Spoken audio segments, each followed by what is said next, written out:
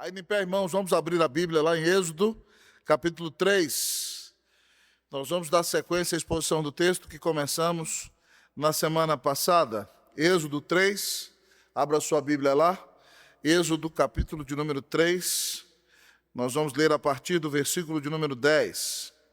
Eu expus para vocês até o versículo de número 10, há 2 semanas atrás. E agora nós ouviremos a partir do versículo de número 10. Espero que todos tenham encontrado. Êxodo 3, nós leremos a partir do versículo de número 10. Assim diz a palavra do Senhor. Vem agora, e eu te enviarei a Faraó, para que tires o meu povo, os filhos de Israel, do Egito. Então disse Moisés a Deus: quem sou eu para ir a Faraó e tirar os filhos de Israel, e tirar do Egito os filhos de Israel? Deus lhe respondeu: eu serei contigo, e este será o sinal de que eu te enviei. Depois de haveres tirado o povo do Egito, servireis a Deus neste monte. Disse Moisés a Deus: eis que quando eu vier aos filhos de Israel, e lhes disser: o Deus de vossos pais me enviou a vós outros, e eles me perguntarem: qual é o seu nome? Que lhes direi? Disse Deus a Moisés: eu sou o que sou. Disse mais: assim dirás aos filhos de Israel: eu sou, me enviou a vós outros. Disse Deus ainda mais a Moisés: assim dirás aos filhos de Israel: o Senhor, o Deus de vossos pais, o Deus de Abraão, o Deus de Isaque, o Deus de Jacó, me enviou a vós outros. Este é o meu nome eternamente, assim serei lembrado de geração em geração. Vai, ajunta os anciãos de Israel e dize-lhes: o Senhor, o Deus de vossos pais, o Deus de Abraão, o Deus de Isaque, o Deus de Jacó, me apareceu dizendo: em verdade vos tenho visitado e visto o que vos tem sido feito no Egito.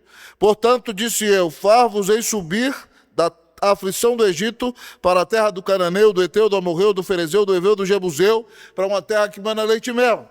E ouvirão a tua voz.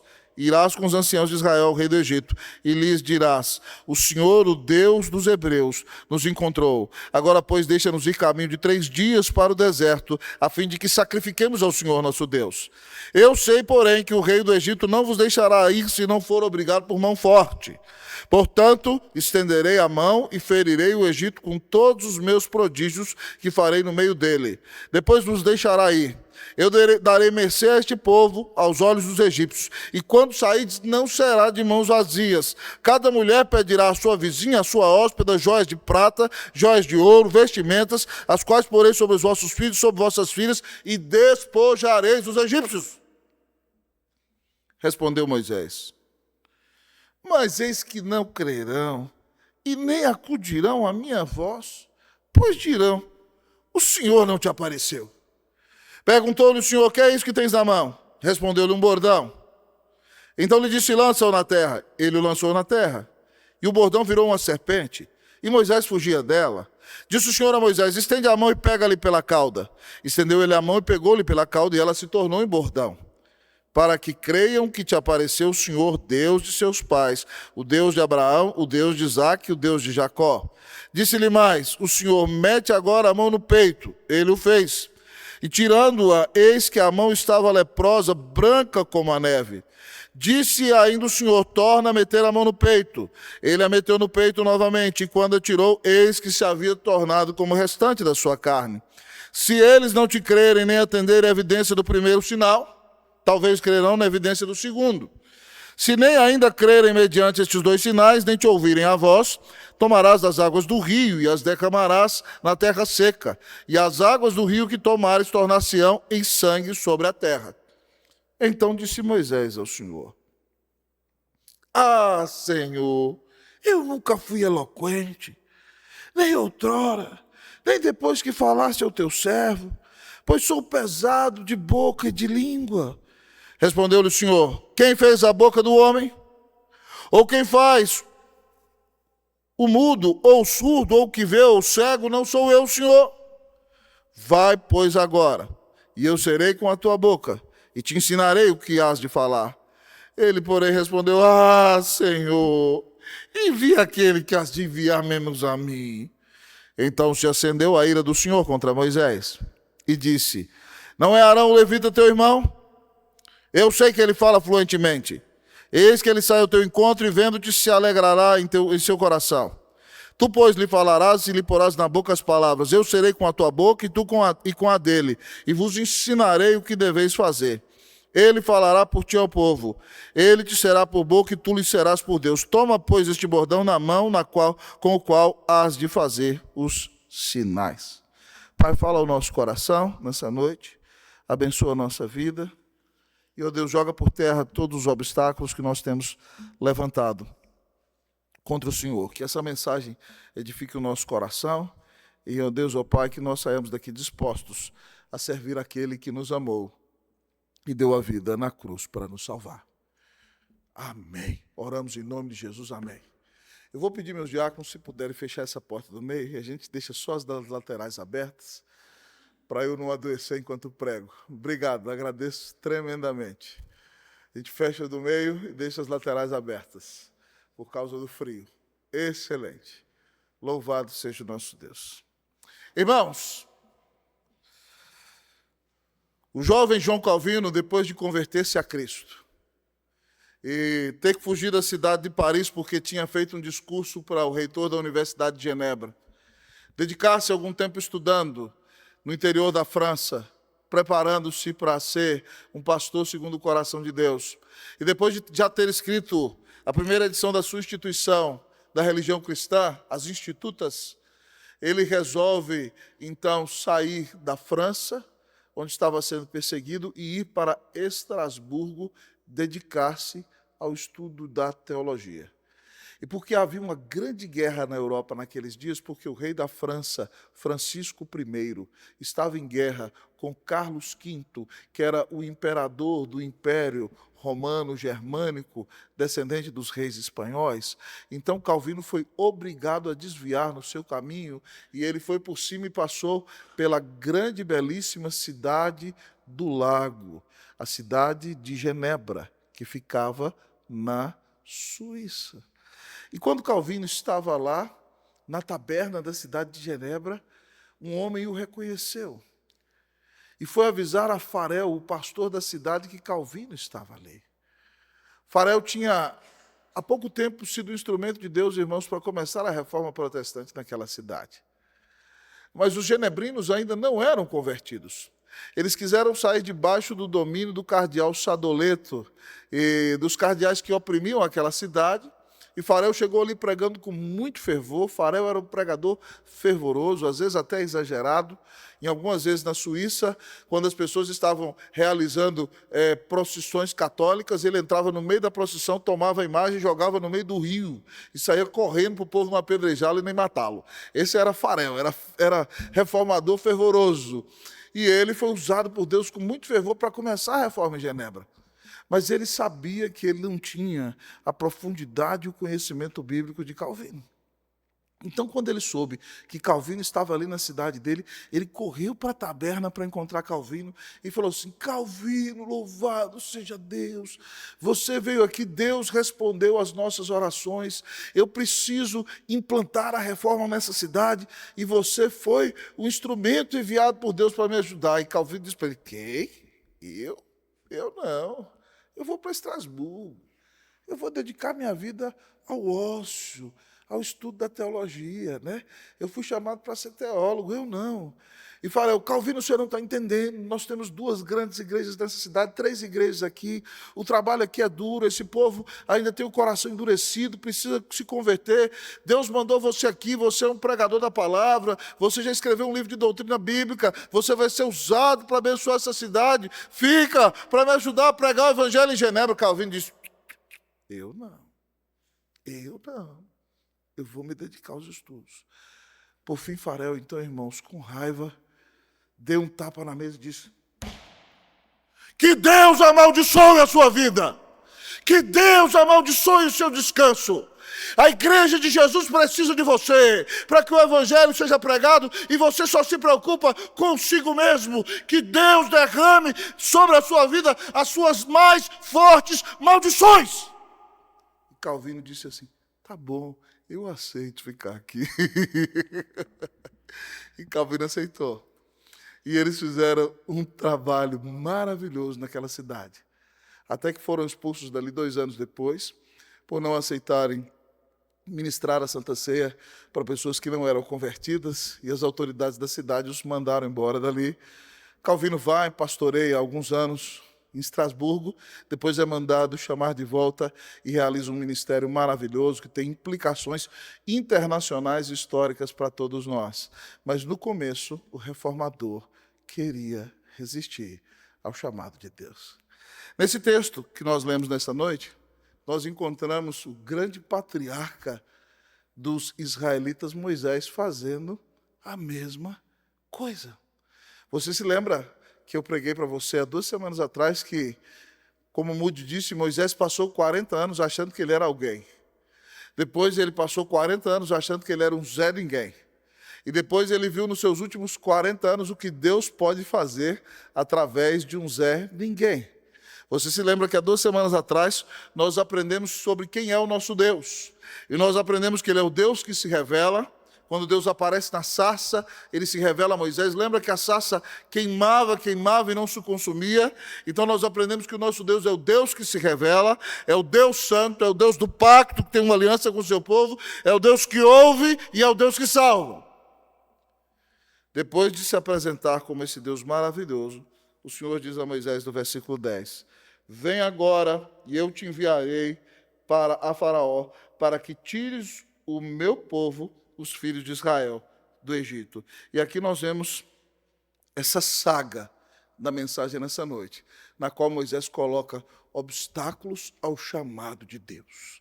E graças a Deus, porque o Senhor derruba todos os obstáculos que Moisés levanta, para nos mostrar que quando Deus quer que nós o sirvamos, não adianta levantarmos obstáculos, mas devemos ser humildes e nos submetermos à sua vontade e buscarmos realizar tudo aquilo que Ele requer de nós, pois foi Ele quem nos amou e deu Jesus na cruz para nos salvar. Então o texto nos apresenta, olhando para a vida de Moisés, os obstáculos ao chamado de Deus. Pastor, qual é o primeiro obstáculo? O primeiro obstáculo, amados irmãos, é a autocomiseração, ou poderíamos chamar de baixa autoestima. Quando Deus o chama no versículo 10, ele diz o seguinte, quem sou eu para ir a Faraó e tirar do Egito os filhos de Israel? Eu? Moisés tem uma grande frustração, irmãos. Ele sabia que Deus o usaria para ser o libertador. Você se lembra que ele foi preparado durante 40 anos no palácio do Faraó? Ele era um grande general egípcio, ele tinha condição de ser o faraó, mas como ele matou um egípcio que oprimiu o seu povo, porque ele julgava que Deus o faria libertador, a situação chegou no ouvido de Faraó, Moisés fugiu para o deserto de Midian, e há 40 anos agora, ele era um mero pastor das ovelhas de seu sogro. Então Moisés está numa crise de, eu? Quem sou eu? Eu sou um miserável. Eu sou um Zé Ninguém, eu sou um mero pastor de ovelhas. Moisés está numa terrível crise de autocomiseração, de baixa autoestima. Quem sou eu para ir a Faraó e tirar os filhos de Israel do Egito? E Deus diz, amados irmãos, que não importa o que nós pensamos acerca de nós mesmos, mas importa sabermos que o Senhor está conosco. Deus quebra essa desculpa de Moisés dizendo o seguinte, eu serei contigo, e este será o sinal de que eu te enviei. Depois de haveres tirado o povo do Egito, servireis a Deus neste monte. E nós sabemos que isso aconteceu. Deus enviou as 10 pragas, o povo foi liberto do Egito e depois eles foram ao Monte Sinai, onde Deus deu a Moisés as tábuas da lei e onde eles serviram ao Senhor a lei.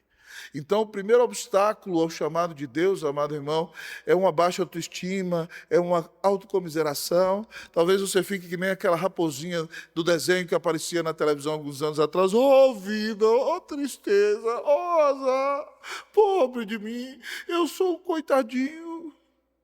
Pare de se achar coitadinho, porque o Senhor diz para você, eu sou contigo.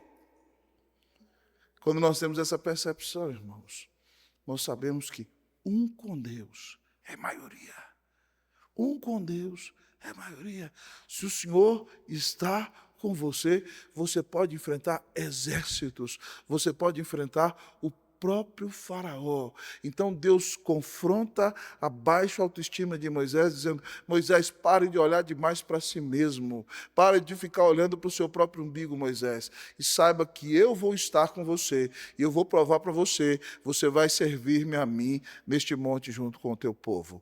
Então, meu querido irmão, talvez você está como Moisés nessa noite dizendo: quem sou eu? Talvez você não é nada mesmo, não, meu irmão. Mas se o Senhor estiver com você, e se o Espírito Santo de Deus te capacitar, não existem barreiras que te impeçam de fazer aquilo que Deus quer que você faça. Então tenha consciência de que você foi amado antes da fundação do mundo, de que Cristo morreu na cruz para pagar os teus pecados, de que o Espírito Santo está com você, e ainda que você seja pequenininho, não importa, o seu Deus é grande. E Ele domina sobre tudo. Uma vez, um homem foi falar com o evangelista Moody, e diz: eu quero conhecer Moody. Moody falou: eu sou ele. Ele falou assim: você é Moody? Eu achei que Moody era um homem grande, alto, com uma voz forte, um grande pregador, mas você é feio, baixinho e gordo. Ele falou: eu sou feio, baixinho e gordo, mas eu sirvo um Deus grande e bonito, aleluia!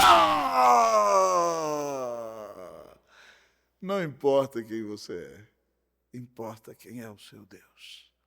Se o seu Deus estiver com você, você vai ser vitorioso em todas as situações. O Senhor derruba o primeiro obstáculo que Moisés levanta. Derrubado o primeiro, o Senhor parte para derrubar o segundo. E o segundo obstáculo que Moisés levanta ao chamado de Deus é a ignorância. Ele diz o seguinte no versículo 13. Disse Moisés a Deus: eis que quando eu vier aos filhos de Israel e lhes disser: o Deus de vossos pais me enviou a vós outros, e eles me perguntaram: qual é o seu nome? Que lhes direi? Ele está dizendo: nem eu sei o nome do Senhor. O que eu vou dizer para esse povo? E aí o Senhor quebra Moisés novamente, irmãos, revelando quem ele é. Deus começa a dizer a Moisés no versículo 14: eu sou o que sou. Disse mais: assim dirás aos filhos de Israel: eu sou, me enviou a vós outros. Deus revela o nome de Deus, Yahvé. Yahvé significa eu sou. Esse nome, amados irmãos, revela alguns atributos de Deus. Esse nome revela que Deus é autoexistente. Ele não foi criado, Ele é. Mas esse nome revela que Ele sempre existiu. E, portanto, mostra que Ele é o Deus eterno, porque ontem Ele é, hoje Ele é, amanhã Ele é. Mas esse nome revela que Deus é o Deus imutável, porque ontem Ele é, hoje Ele é, amanhã Ele é o mesmo. Ele diz: eu sou o que sou. Eu sou o grande Deus, eu sou incomparável. Você vai dizer para os filhos de Israel que eu sou, me enviou a vós outros. E o Senhor falou mais: e esse eu sou, que é o meu nome, eu sou o Senhor, o Deus de seus pais, o Deus de Abraão, o Deus de Isaque, o Deus de Jacó. O Senhor está dizendo que Ele é um Deus que tem aliança com os pais deles. Ele é o Deus do pacto. Ele é o Deus que está em aliança conosco. Louvado seja Deus. Ele é o Deus de Abraão, de Isaque e de Jacó. E Ele vai dizer: e este é o meu nome, eu sou eternamente. Assim serei lembrado de geração em geração. Deus quebra Moisés revelando a glória e a grandeza do seu nome. Irmãos, só Deus é o grande eu sou. E você precisa entender isso, sabe por quê?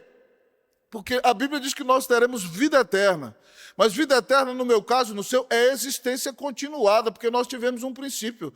Mas a vida eterna, no caso de Deus, é o que Ele é. Ele sempre existiu. Se a gente for parar para pensar, assim, chega a dar um nó no nosso cérebro. Meu Deus, como é que é isso, né? Nós somos colocados na noção de tempo, mas Deus sempre existiu. Deus é infinito, Deus é imutável. Deus é o Deus Todo-Poderoso. E esse Deus grandioso e incomparável é o Deus que tem uma aliança com nossos pais na fé, com Abraão, com Isaac e Jacó. É o Deus que nos tem feito o povo dele. E aí o Senhor diz que viu o sofrimento do povo e vai libertá-lo da aflição do Egito. Revelando quem ele é, o Senhor faz uma promessa de salvação. Esse grande eu sou, então, irmãos, é o Deus Salvador. Ele diz para eles, no versículo 17, eu vos farei subir da aflição do Egito e vou levar vocês para a terra do Cananeu, do Eteu, do Amorreu, do Ferezeu, do Eveu, do Jebuseu, para todo aquele que termina com eu, né? Para uma terra que mana leite e mel. Eu vou salvar vocês. Esse grande Yahvé é o nosso Salvador. Eu vou levar-lhes para a terra prometida. Veja a semelhança conosco. O Senhor, quando morreu na cruz, nos salvou e nos libertou da escravidão do pecado. E como os filhos de Israel, nós agora estamos no deserto desse mundo e Ele vai nos levar para a terra prometida. Esse é o nosso Deus. E o texto diz assim, e os filhos de Israel, Moisés, vão ouvir a tua voz. E você vai ir com os anciãos de Israel falar com o rei do Egito. E vai dizer que o Senhor Deus dos hebreus enviou você a falar com ele. E vai pedir no começo para ir só por caminho de 3 dias para sacrificar o Senhor. E o rei do Egito não vai deixar vocês irem. Mas eu vou estender a minha mão, vou ferir o Egito e vou revelar os meus prodígios e sinais. E depois ele vos deixará ir. E ele vai dar, quando vocês saírem, não vão sair de mãos vazias. Cada mulher vai pedir à sua vizinha joia de prata, joia de ouro, vestimenta, e vocês vão colocar sobre os filhos de vocês, sobre as filhas, e eu despojarei os egípcios. Vocês lembram que os egípcios estavam oprimindo o povo de Deus, matando os primogênitos. E é por isso que, na última praga, Deus manda passar o sangue na porta da casa do povo de Deus. O sangue do cordeiro, que simboliza o sangue de Jesus. E os egípcios que não tinham sangue na porta, tiveram todos os seus primogênitos assassinados pelo anjo da morte. De maneira que o povo ficou tão desesperado e foi, vai embora daqui. E as mulheres judias, não, mas nós queremos ir embora, dá para nós vestes, tesouros. E elas pegavam as joias delas e entregavam na mão das mulheres judias e diziam, vai embora daqui. Deus destruiu o Egito com 10 pragas. Esse é o nosso grande Deus, irmão, o Deus que nos salva. Então, quando você pensar em obstáculos para servir a Deus, pare de usar a ignorância como desculpa, porque o seu Deus revela que Ele é o grande eu sou. Ele é o Deus autoexistente, Ele é o Deus eterno, Ele é o Deus infinito, Ele é o Deus imutável, Ele é o Deus incomparável. Mas Ele é o Deus que tem uma aliança com você, Ele é o Deus que tem uma aliança com o seu povo, Ele é o Deus que te libertou da escravidão do pecado, Ele é o Deus que caminha com você no deserto dessa vida porque deu Jesus por você, Ele é o Deus que está preparando um lugar no céu para você, Ele é o Deus que nunca vai te deixar, jamais vai te abandonar. Então procure conhecer o seu Deus cada dia mais e mais. Se você deseja ser usado por Ele, estude a palavra. Aprofunde-se no conhecimento da verdade. Navegue no oceano da palavra de Deus. Seja cheio do Senhor. E conhecendo esse Deus cada vez mais e mais, você vai ser fortalecido por Ele e vai ser capacitado para realizar a obra dEle, para a honra e para a glória do nome de Jesus. O Senhor destruiu o segundo obstáculo de Moisés. Pastor, quais são os obstáculos ao chamado de Deus? O primeiro, baixa autoestima. Ou autocomiseração, como dissemos. O segundo, ignorância. Qual é o terceiro obstáculo que Moisés levanta? O terceiro obstáculo é incredulidade. Terceiro obstáculo ao chamado de Deus é a incredulidade. Capítulo 4, versículo 1. Só com essa revelação de Deus, Moisés já tinha que ter ficado calado, irmão. Mas, ô Moisés, cabeça dura, viu? Brincadeira. Não é à toa que é o pai de todos os judeus. Eu amo os judeus, viu, pessoal? Eu amo muito o povo judeu. Meu Jesus era judeu. Estou só brincando, tá? Então, vamos lá. Respondeu Moisés, mas eis que não crerão, nem acudirão à minha voz, pois dirão, o Senhor não te apareceu. Moisés acha que a incredulidade do povo é maior do que Deus. Senhor, eles não vão acreditar em mim não, senhor. Que conversa é essa? Eu, um doido do deserto aqui, eles não vão escutar o que eu estou falando, não vão acudir a minha voz. E vão dizer, larga de ser mentiroso, rapaz. O Senhor não te apareceu. incredulidade. Moisés diz que o povo vai ser incrédulo, mas quem está sendo incrédulo é ele mesmo, irmão. Essa é a verdade. Ele está botando a culpa de incredulidade do povo, mas ele é um incrédulo. E o Senhor destrói a incredulidade de Moisés com alguns sinais. Moisés é um senhorzinho de 80 anos. Deus fala para ele, o que é que você aí na sua mão? Ele fala, uma vara, joga no chão. Aí a vara virou uma cobra, irmão. E a cobrinha se levantava e armava o bote e pulava para cima de Moisés. Imagina o velhinho lá pulando, pulando para lá, para cá. A Bíblia diz aqui que ele fugia da cobra. A cobra tentando picar. Ele, agitado ali, Deus falou, estende a mão e pega ela pela cauda. E quando ele pegou ela pela cauda, ela virou vara de novo. Aí ele virou para ele e falou assim, agora Moisés era moreno, queimado de sol. Ele estava naquele deserto Sinai, a coisa lá não é fácil não, irmão. Deus falou para ele assim, bota a mão no teu peito. Ele botou a mão, e a mão ficou leprosa, dura, branca como a neve. Moisés deve ter ficado desesperado, meu Deus, virei leproso. Deus falou, bota a mão no peito de novo. A mão voltou, vai ficar normal. O Senhor falou para eles, se eles não ouvirem esse primeiro sinal, eles vão ouvir o segundo. Vão prestar atenção no segundo, vão ficar assustados. Mas se eles não derem ouvido nenhum dos dois, você vai no Rio Nilo, pega um pouco de água, um balde de água lá, e joga no meio do povo. E a água do rio vai virar sangue. E aí o Senhor virou para ele e falou assim, eles vão crer nesses sinais. Moisés disse que o povo não ia crer, né? O que diz o versículo 31 do capítulo 4? Você vai ler comigo? Depois que o Senhor... Ele chegou lá, foi com Arão, mostrou os sinais. Ele diz, o povo não vai acreditar. Deus disse que vai acreditar. Quem ganha, Moisés ou Deus? Vamos ler o versículo 31 do capítulo 4, o que diz? E o povo... Moisés falou, começou o capítulo 1 dizendo, primeiro versículo, não vão acreditar e dirão, o Senhor não te apareceu. No último versículo do capítulo, o que diz? E o povo creu. Tendo ouvido que o Senhor havia visitado os filhos de Israel, lhes viram a aflição, inclinaram-se e adoraram. Ele disse que o povo não ia crer, pois Deus se revela, dá os sinais, e o povo creu. Louvado seja Deus. Então, meu irmão, se você fala assim, eu não vou pregar não, ninguém vai acreditar. Você não tem o poder de converter o coração de ninguém, mas o Espírito Santo tem. E eu já vi, irmão, gente chegar à igreja, gente perdida, gente descarada, gente vagabunda, gente que você não dava nada, e de repente você prega o Evangelho, e o Espírito Santo transforma o coração dessas pessoas, regenera essas pessoas para uma vida e esperança, ressuscita a vida delas, e elas são transformadas para a honra e para a glória do nome de Jesus. Irmãos, alguns anos atrás eu tive uma experiência. O pastor Galo me levou para pregar no Atende 3, que era um albergue da prefeitura que ficava aqui pertinho da Praça Princesa Isabel. Foi tirado daqui. E era gente de rua em todo tipo de situação. Cheguei lá, tinha um cara que era homem e outro homem travestido de mulher, e eles estavam atracados na hora que eu cheguei lá. E eu abri a Bíblia.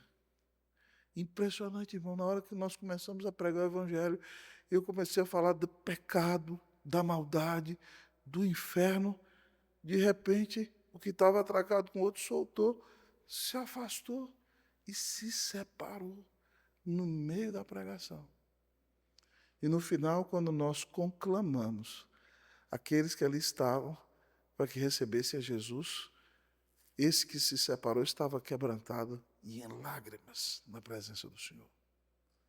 E o pastor Galo nos contou de gente que chegava ali desse jeito e ouvindo a palavra, de repente voltava a vestir como homem, tomava tipo de gente e era convertido pelo poder do Espírito Santo. Não existe coração tão duro que o Senhor não possa quebrá-lo. Não existe pecador tão perdido que o Senhor não possa achá-lo. Não existe pecador tão endurecido que Jesus não possa quebrantá-lo. Não existe pecador tão inveterado que Jesus não possa transformá-lo. Se o Espírito Santo quiser ressuscitar e transformar a vida de alguém, ele tem todo o poder para fazê-lo. Então, pare de usar a incredulidade dos outros como desculpa. Deus tem o poder de fazer o pecador crer. A sua missão não é fazer o pecador crer. A sua missão é pregar o Evangelho. Quem vai suscitar fé no coração do pecador é nosso Senhor Jesus Cristo. Então, incredulidade caiu por terra. Louvado seja o Senhor! Porque quando Deus se revela, o pecador crê. Pastor, qual é o próximo obstáculo ao chamado de Deus? Além desses três que vimos, o próximo obstáculo ao chamado de Deus que o texto nos apresenta é a incapacidade. O próximo obstáculo ao chamado de Deus que Moisés lança a mão para colocar diante do Senhor é a incapacidade. Vamos ler o versículo de número 10, todos comigo? Todos juntos, vamos lá? Então disse Moisés ao Senhor: Ah, Senhor, eu nunca fui eloquente, nem outrora, nem depois que falaste ao teu servo, pois sou pesado de boca e pesado de língua. Moisés era gago, irmão. Né? Ele deve ter. Senhor, eu nunca fui eloquente. Mas Moisés fala isso, é só desculpa que ele está dando, porque quando você vê as pregações de Moisés em Deuteronômio, são pregações tremendamente eloquentes, abençoadíssimas. Ele é usado por Deus. Mas como ele quer dar desculpa, eu acho que ele até aumentou a gagueira ali. Eu não sei falar não, Senhor. Eu nunca fui eloquente. Minha língua é pesada. Eu sou pesado de língua. E o Senhor vira para ele e quebra, então, essa desculpa da incapacidade, dizendo o seguinte: quem fez a boca do homem? Ou quem faz o mudo e o surdo? Ou o que vê, ou o cego? Não sou eu o Senhor? Vai, pois, agora, eu serei com a tua boca e te ensinarei o que has de falar. Deus está dizendo a Moisés, em outras palavras, que ele não escolhe os capacitados. Ele capacita os seus escolhidos. Deus não escolhe os capacitados. Deus capacita os seus escolhidos. É isso que ele está dizendo a Moisés. Quem criou o mudo, o surdo, o cego, o que vê? Não sou eu, Senhor? Vai, pois, agora, eu vou ser com a tua boca e vou te ensinar o que você tem que falar. Louvado seja Deus, né, irmão? Saber que o nosso Deus é quem nos capacita a enfrentarmos todas as situações, nos ajuda tremendamente. Uma vez eu ouvi a história do reverendo Donald Grey Barnhouse, que era o pastor da grande 10ª Igreja Presbiteriana da Filadélfia, uma igreja que tem mais de 200 anos, uma igreja que continua fiel até hoje pregando a palavra de Deus. O último pastor famoso dessa igreja foi o neto de Billy Graham, Philip Graham Ryken, e uma igreja abençoadíssima, mas o grande pastor que essa igreja teve durante 40 anos foi o reverendo Donald Grey Barnhouse. E ele disse que um dia ele estava lá, ouviu de uma ovelha preciosa da igreja, ligando para ele no gabinete pastoral, que o filhinho dela tinha nascido cego e surdo. E ele foi orando no carro, Deus, vem pastor orar com a gente no hospital, nós estamos desesperados. Ele, Senhor, me mostra o que eu vou falar para esse povo. E Deus deu a ele esse versículo. E ele leu para os pais quando chegou lá. Quem fez a boca do homem?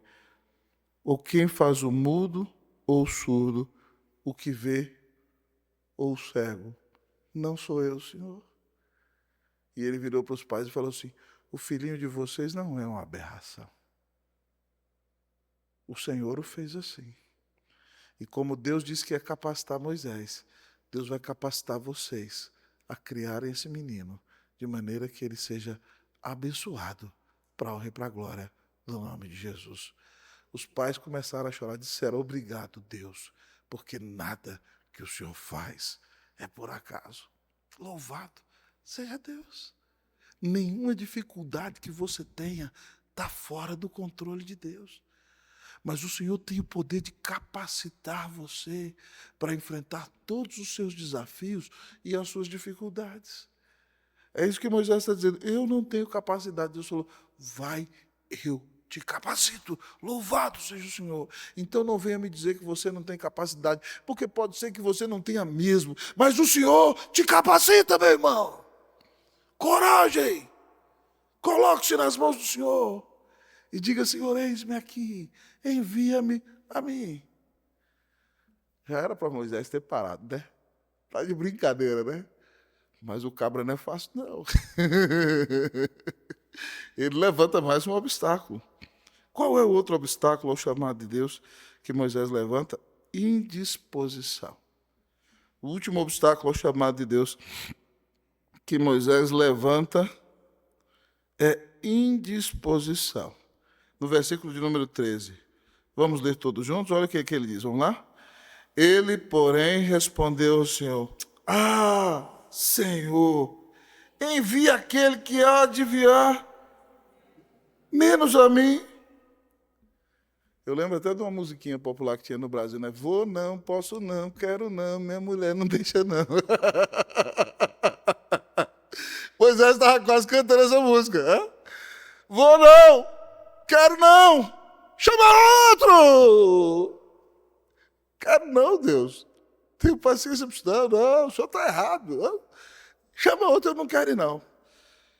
Mas o camarada ficar teimando com Deus desse jeito é um problema sério, né?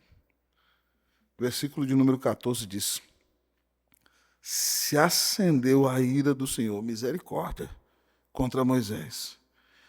E disse para ele assim: não é Arão, o levita, teu irmão? Fazia 40 anos que Moisés não viu o irmão dele. Agora, eles se viram quando o irmão tinha 43 e ele 40. Agora ele tem 80 e o irmão 83. Não é Arão, o levita, teu irmão? Eu sei que ele fala fluentemente. Arão tinha fala fácil, era eloquente. Eis que ele sai ao teu encontro e vendo se alegrará em seu coração. Tu, pois, lhes falarás e porás na boca as palavras. Eu serei com a tua boca e a dele, e vos ensinareis o que deveis fazer. Ele falará por ti ao povo, ele te será por boca e tu lhe serás por Deus. Toma, pois, este bordão, pega essa vara, com o qual has de fazer os sinais, em outras palavras assim, some daqui, desaparece da minha presença. E se Deus falar assim, você some, viu? Porque senão o negócio sai da minha frente. Irmãos, a gente tem que entender as coisas. Moisés foi tão teimoso e ele foi disciplinado por causa disso, sabia? Porque Arão, tudo bem, foi o primeiro sacerdote, era eloquente. Mas Arão foi um pastor auxiliar horrível. Graças a Deus eu tenho bons pastores auxiliares aqui na Unida. Mas quando o pastor auxiliar quer agradar o povo, ele avacalha tudo. Moisés subiu para o monte para ouvir a voz de Deus. E o povo, cadê esse Moisés? E Arão, que era o auxiliar, no lugar de querer agradar a Deus, honrar a autoridade do titular, quis agradar o povo. O que vocês têm aí? Me dá as joias de vocês aí. As joias que foram dadas por Deus quando eles foram libertos, para serem usadas para construir o tabernáculo de Deus, como nós ouvimos alguns domingos atrás aqui. Eles pegam o ouro e Arão, aquele que tinha que ser boca de Moisés, mexe, sai um bezerro de ouro e o povo vai adorar o bezerro. E depois ainda fala para Moisés, não fica com raiva de mim não. O povo pediu para fazer alguma coisa, eu joguei no fogo, apareceu isso aí. Misericórdia, irmão.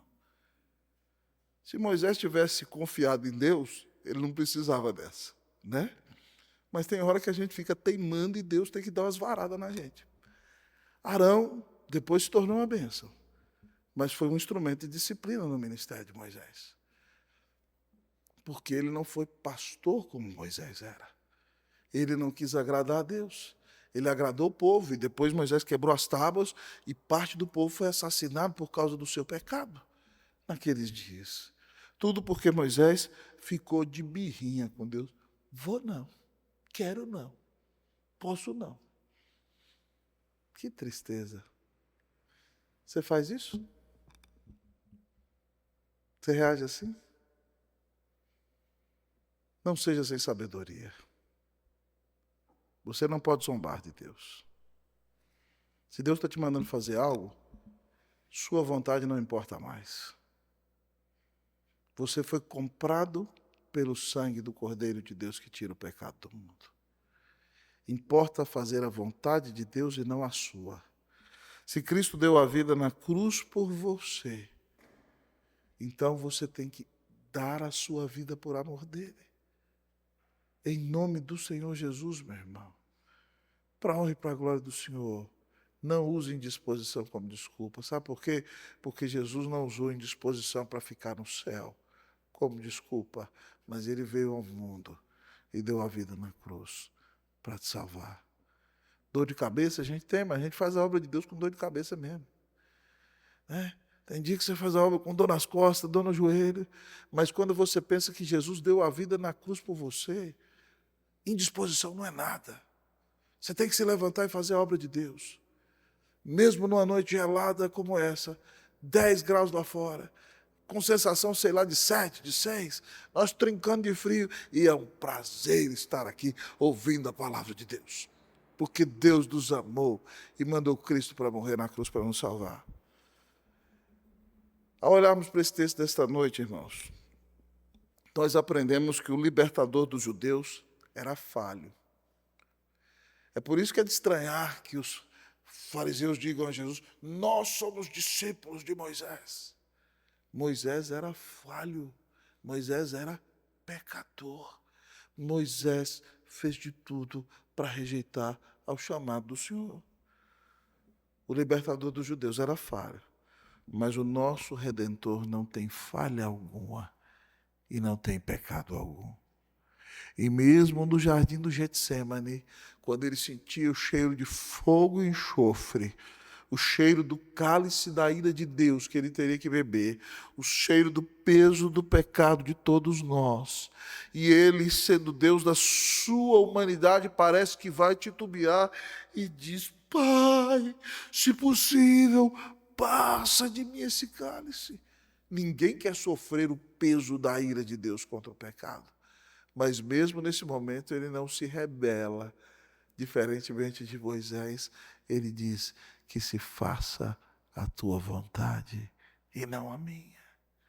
Jesus foi submisso e entregou sua vida na cruz do Calvário por amor de nós. Recebeu a ira de Deus em meu lugar. O que eu merecia sofrer no inferno, ele sofreu na cruz. Que grande Salvador é Jesus Cristo. Que maravilhoso Senhor nós temos. Ele não colocou obstáculos, mas ele voluntariamente se entregou no seu lugar e no meu, porque nos amou, para nos tirar da boca do inferno e nos dar um lugar garantido nos céus. Jesus deu a vida na cruz para nos salvar. Nunca ninguém nos amou como ele, irmãos. E se nós entendemos o preço que o nosso Salvador pagou, nós não deveríamos ser tão egoístas. E quantas vezes nós não levantamos os obstáculos que Moisés levantou? Quantas vezes você diz: quem eu? Dando uma crise de coitadinho, autocoitadismo. Não, Senhor, o povo não te conhece não, usando ignorância. Não, eles não vão acreditar. Não, o Senhor não tem capacidade nenhuma. Se eu não quero. Que pecadores terríveis somos nós, irmãos. Mas Deus é tão bom. Porque do mesmo jeito que ele não desistiu de Moisés, ele não desiste de mim e de você. E se ele tem um projeto para mim e para a sua vida, apesar de nós, ele vai realizar. Deus não desistiu de Moisés e Deus não desiste de você. Porque Cristo te amou e deu a vida na cruz para te salvar. Porque Jesus não fugiu, recebemos a salvação. Porque Jesus não fugiu. Se você está aqui nessa noite, se você vir a crer em Jesus, você será salvo. Porque Jesus não fugiu, creia e não fuja do chamado de Deus. Que nessa igreja, cada um de nós tenha prontidão em dizer ao Senhor: porque Cristo me amou e morreu por mim, eis-me aqui, Deus, usa-me como o Senhor quiser. Que Deus destrua todos os obstáculos que você tem levantado. E que, entendendo o amor de Jesus, você seja pronto a dizer: quando Deus perguntar a quem enviarei, e quem há de ir por nós, como perguntou Isaías, que você diga: Eis-me aqui, Senhor, envia-me a mim. Que você entregue a sua vida para servir a Jesus. Eu me lembro da frase do pastor Jim Elliot que dizia: não é tolo aquele que abre mão daquilo que não pode reter, para poder ganhar aquilo que jamais vai poder perder. Eu e você não podemos reter a nossa vida. Nós não sabemos até quando viveremos. E é por isso que nós podemos abrir mão daquilo que não podemos reter, para nos levantarmos e pregarmos o Evangelho e sermos instrumento de Deus para ganharmos aqueles que jamais vamos poder perder, porque serão nossos irmãos que estarão conosco em toda a eternidade, para a honra e para a glória do nome de Jesus. Que você diga: Senhor, eis-me aqui, usa-me em nome de Jesus, para a glória de Jesus. Amém.